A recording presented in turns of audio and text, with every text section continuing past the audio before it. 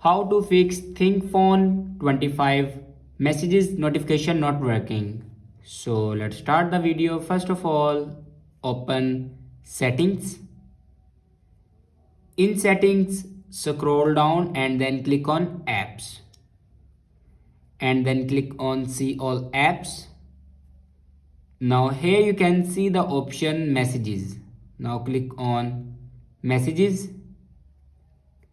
and force stop your messages. Now click on force stop and then click on OK.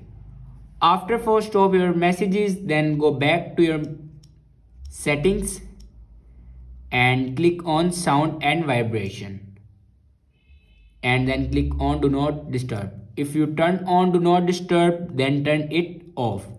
After turning off do not disturb, then go back and scroll down and click on system and then click on reset options and then click on reset app preferences.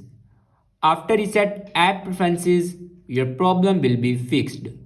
I hope this video is helpful for you. Thanks for watching.